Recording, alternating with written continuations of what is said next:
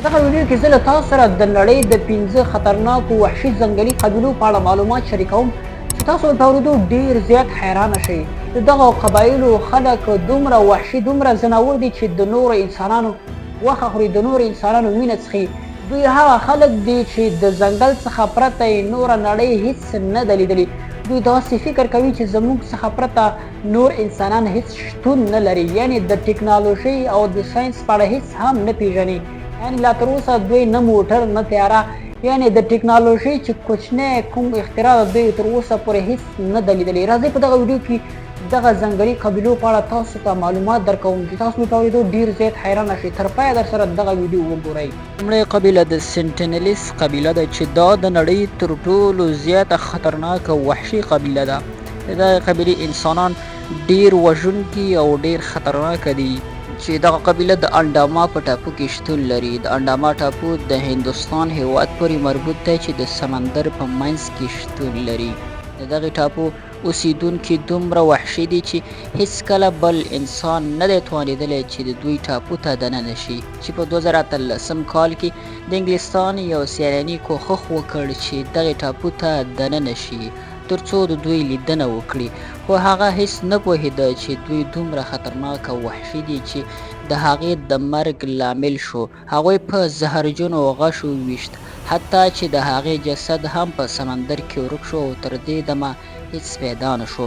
تر اوسه پورې دغې ټاپو ته زموږ د نړۍ هیڅ انسان لا نه دی توانېدلی چې داخل شي، ځکه د دغې ټاپو اوسیدونکي دومره وژونکي او خطرناکه دي چې د نورې نړۍ انسانان دوی ته د شیطان په څیر ښکاري. که چیرته دغې سیمې ته یو کس کوښښ وکړي نو دوی له منځه وړي. لا تر اوسه د دغې قبیلې په اړه هیڅ معلومات لا نه دي ترلاسه شوي.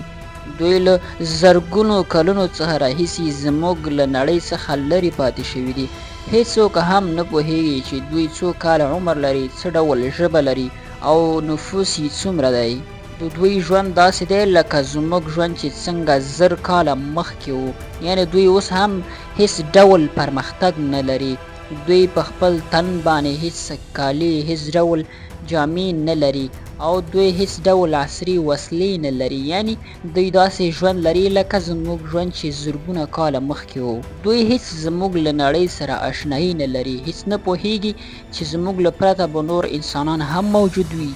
دوی چې کله زموږ الوتکې او همدارنګه زموږ پرمختللې کښتۍ وګوري نو دوی ورته ډیر زیات حیرانه وي. دوی ډیر سخت ویریږي. دوی داسې فکر کوي چې زموږ د نړۍ انسانان شیطانان ګڼي، چې دغې ټاپو ته د هندوستان هیواد ورنږدې کېدل او داخلېدل منع کړي دي. هندوستان هیواد وایي که چیرته څوک دغې سیمې ته ورنږدې شو نو د مرګ سزا به ورته ورکړي. د نړۍ دویمه وحشي او خطرناکه قبیله د کوروای قبیلې په نامه یادېږي، چې د کوروای قبیله د اندونیزیا په هیواد کې په یو ځنګل کې میشت دي. دوی هم ډیر وحشي دي. دوی خپل کورونه د ونو په سرونو کې جوړوي، ځکه چې دوی عقیده لري چې روحونه د ځنګل په لاندنۍ برخه کې ګرځي. نو په دې خاطر دوی خپل کورونه د ونو په سرونو کې جوړوي تر څو د بد روحونو څخه په امن وي او همدارنګه له خپل دښمن څخه او د وحشي ځناورو د زهرجنو حشراتو څخه هم په امن وي. نو په دې خاطر دوی خپل کورونه د ونو په څوکو کې جوړوي، چې حتی ځینې کورونه یې په 40 متره لوړې ونې کې جوړ کړي دي. په دوی کې یو وحشي کار موجود دی، هغه دا دی چې دوی انسان خوړونکي دي. یعنی کله چې د دوی په قبیله کې څوک په جادوګرۍ باندې تورن شي یا هم له بلې قبیلې څخه یو دښمن دوی قبیلې ته را داخل شي نو دوی لومړی وژني او بیا له هغې څخه وروسته د هغې غوښه خوري. د دې تر شا د دوی عقیده دا ده چې کله د دوی سره دا عمل وکړي نو د هغې روح به د تل لپاره له ځنګل څخه ورک شي. چې زموږ د نړۍ انسانان هم د څېړنو کولو لپاره د دوی قبیلې ته تللي وو. دوی وایي چې موږ په خپلو سترګو ولیدی چې دوی د انسانانو غوښې خوړلې. دغه ځنګل ډیر خطرناکه دی چې په دې کې زهرجن ماران، د باران نه ختمېدونکي سیلابونه او زهرجنې حشرې موجود دي چې وژونکي ناروغۍ رامنځته کوي. چې دا ځنګل دومره خطرناکه دی چې عام انسانان یعنی زموږ ډول انسانان دلته هیڅ ژوند نشي کولی. دغه ځنګل له دومره خطرناکو ناروغیو څخه ډک دی چې د کوروای قبیلې د ښځو لپاره یې ژوند له درده ډک کړی دی.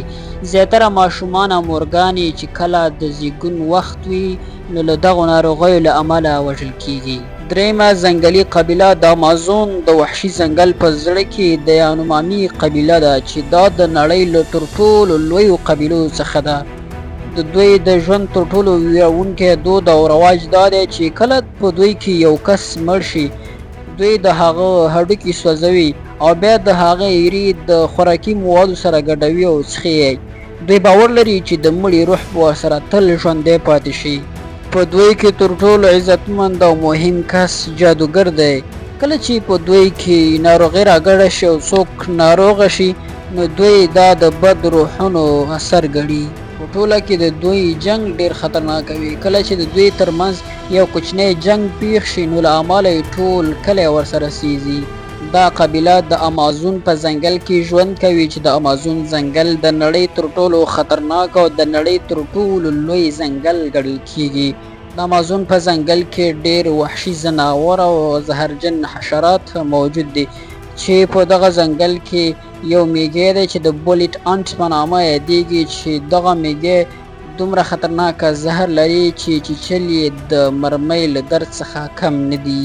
او په دغه ځنګل کې زهرجن او خطرناکه ماران شتون لري او وژونکي ځناور شتون لري. زموږ د نړۍ څیړونکي چې امازون ځنګل ته د څیړنې کولو لپاره راغلي وو خو په پای کې د امازون ځنګل د ناروغیو له امله مړه شو ځکه چې د امازون ځنګل هغه ځای دی چې عادي انسان پکې د څو ورځو لپاره هم ژوند نشي کولای. څلورمه خطرناکه ځنګلي قبیله د مورسی ټرایب په نامه یادیږي چې دا قبیله د ایتوپیا هیواد په ځنګلونو کې اوسیږي او د نړۍ له تر ټولو خطرناکو او ډارونکو قبیلو څخه ګڼل کیږي.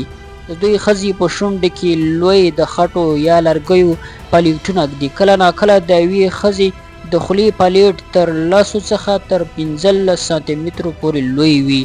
د دوی له نظره هر څومره چې پلیټ غټ وي هماغومره دا د ښځې د ښکلا او عزت څرګندوی کوي. د دوی د جګړې دود ډیر خطرناک وي چې د دوی نارینه د ډنډیو په واسطه جنگ کوي. په دې جګړه کې 2 کسان د اوږدو لرګیو په وسیله سره جنگ کوي تر هغه چې یو یې بېهوشه یا هم د مرګ تر کومې ورسیږي. د دوی ژوند ډیر وحشي دی چې وینه تویول د دوی لپاره ویاړ او د ښځو دردناکه دودونه رواجونه د دوی د ښکلا معیار ګرځېدلی. د نړۍ 5مه وحشي ځنګلي قبیله د شری ټرایب په نامه یادیږي چې دا قبیله هم د افریقا په زړه کې ده. په سودان او ایتوپیا په هیوادونو په ځنګلونو کې اوسیږي. د دوی تر ټولو ډارونکی دود دا دی چې د بدن ټول پوستکی د تیغ په واسطه پرې کوي. په بدن کې داغونه سوري او میخونه جوړوي چې دوی ورته د ښکلا نښه وایي. ځینې په بدن کې سلګونه ژور داغونه میخونه سوري جوړوي چې د وینې بهیدل د دوی لپاره یو عادي خبره ده. د جګړې لپاره دوی یوازې د نیزو چړاو د لرګیو څخه کار اخلي. د جګړې په وخت کې هیڅ رحم نه کوي. د دښمن غوږونه پرې کوي، سر یې پرې کوي او کله ناکله د وینې څښل هم دود لري. او د دوی زیاتره ځوانان د حیواناتو وینه څښي د دې لپاره چې ځان قوي وښایي. دا 5 ځنګلي قبایل موږ ته دا راښیي چې لا تر اوسه هم په ځمکه کې داسې تیاره او کنجونه شته دی چې هلته د انسانانو ژوند یو وحشت دی.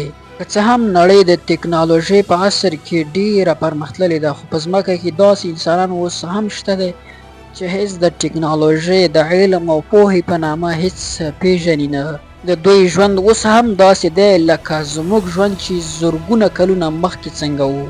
دا اوس زموږ معلومات. که چیرې تاسو غواړئ چې د نړۍ د حیرانوونکو عجیبو او حقیقي معلوماتو په اړه ځان خبر کړئ نو زموږ یوټیوب چینل در سره سبسکرایب او موږ فالو کړئ. تر بیا ښې چارې او د لوی الله په امان.